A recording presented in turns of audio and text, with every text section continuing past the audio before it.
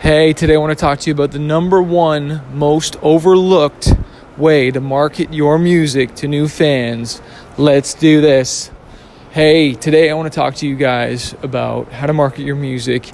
And one of the most overlooked things by many artists, including me, is so simple, but it's so profound, and it's this. And it's letting the songs do the marketing for you. What do I mean by that? Well, I mean, write great, amazing songs. And guess what happens when you write great, amazing, incredible songs? They get shared. They get liked more. They get commented more. You're talking to a guy who released, I don't know, how many remixes did I release last year? I released like 12. And then I released one this year. And I'm releasing a new song shortly. And I can tell you this one song that got 500,000 streams on Spotify compared to some of the other ones that got maybe 50, 60, maybe 100. But that other one's probably actually going to hit 1 million before the end of the year's out. And did I do any more marketing for that song? No, I didn't do one little bit. I released it just like I released 5 of the other ones. I think the other 7 went on the album. But that got a ton of promo, did a whole Kickstarter around it. But yet, the cream always rises to the top. I noticed that again with another remix. I just released a new song and did similar amount of promo. The only thing differently was we did like some artwork, and we did a t-shirt and some shirt designs around the single cover, but I didn't promote it that much more. Like literally I did the same things I normally did, but because that song resonated with people and it was a hit, it marketed itself and did more work than any, Facebook ad, promotion, whatever it is, just on its own. And so I really want to encourage you, inspire you guys to keep stretching yourself to write better songs, because they will be the best marketing that you ever have, is just have an awesome song. And I know that sounds so simple, but how many of us are really stretching to write a better song, to find a better producer, or we just stick with the people that we're comfortable with, or the people that we're used to, or who's the cheapest, or who we can afford, and it's not necessarily spending a ton of money, because I actually didn't spend a crazy amount to get some of these songs done.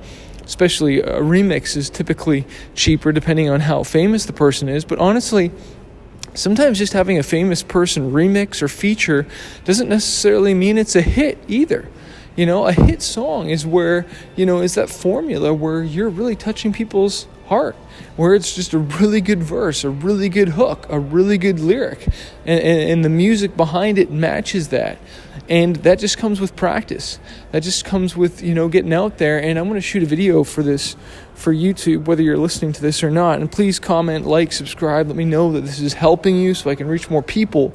But one thing that, I'm also realizing with artists and just getting your music out there is the fact that, you just can't keep doing the same things and expect to get different results. If something's not working, that probably means you need to switch it up. You need to change things and get better. And, maybe you've only released a few songs. Well, you've probably not even got your full style down. You probably don't have your full confidence up. And, it's really interesting.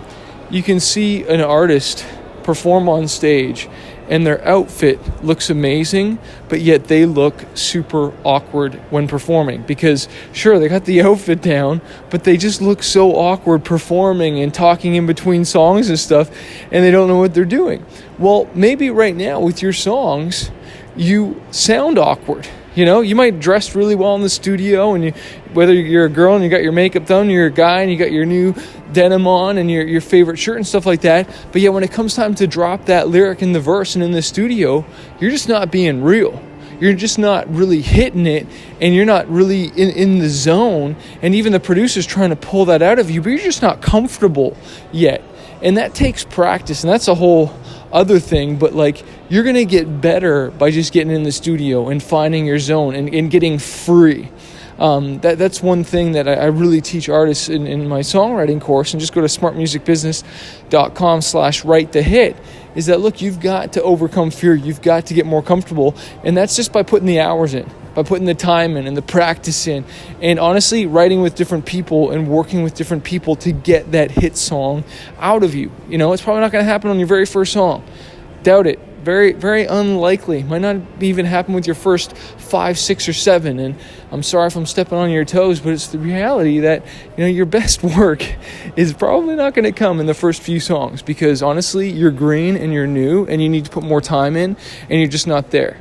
I've put thousands upon thousands of hours into writing and studio sessions. Like I've put my Malcolm Gladwell 10,000+ hours. I don't even know. I put probably 100,000. I don't know, but I've put a lot. Okay. I put in hours every day on it, and I have for the last 18 years, okay? And so to all of a sudden get there and to know these certain things just takes time. So don't be discouraged. Get inspired and just be like, look, I'm going to put my time in. I'm going to get better at this. I'm going to stretch myself, because I didn't even realize it, but one of my producers, Adam Messenger, I remember even in the early days working with him, and we had tracked a bunch of really great songs together and, made a lot of stuff. But he was working with new artists every day. He was staying up till I don't even know what time. This is what he was doing full time. And I remember I still had my IT job. And so I would just try and, get my studio sessions and my writing whenever I could. I wasn't able to put as much time in. And I'll never forget bringing some songs that weren't fully done yet. And he was like, hey, dude, you need to go flesh these out with another one of my buddies first before you bring it here so I can take it to the next level. And I remember I was kind of offended at first, but now I realize that, look, I just wasn't even ready for that level yet. And I needed to, get my songs, more fleshed out, my ideas down before I was ready to really, take it to the next level. And so that was something that really, woke me up and made me just, put my nose to the grindstone and just start working on this. And now, thank God, I've become a better songwriter. And now those songs are marketing for me, okay? And let's just bring this full circle here. Songs that I've written over 12 years ago, 18 years ago, the good ones are still marketing for me. They're still being listened to, even when I repost them on Instagram now or Facebook. And that's one thing that I always say, you can repost your winners. You can repost stuff and promote stuff. I'm running a YouTube ad for a song that was one of my most popular songs right now, because it still works and it still gets me new fans. Even though it's been listened to 11 million times on Spotify, there's still millions of other people that have not heard it. And it's my job to go take it to them, especially if I know that song works. Okay? So it's not always about new. It's about, what songs do I have that I actually can see that did work, that just not enough people have heard this one yet. Maybe you do got 7 songs, maybe you do got a couple albums, and you can see which one has kind of rose to the top as, the ones where fans have been like, this is the one we like from you. This is the one. So that gives you the signal to push it forward, okay? And if you don't have that yet, well, time, energy, touring, putting some marketing behind it and getting the music out there, getting heard, you're going to have to put some time into that. More, the good thing about social media is you can boost posts and you can spend money to get it out there to find out which ones are the hot ones, okay?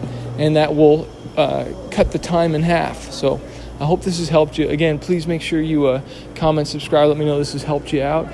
And we will see you in the next episode. Rock on.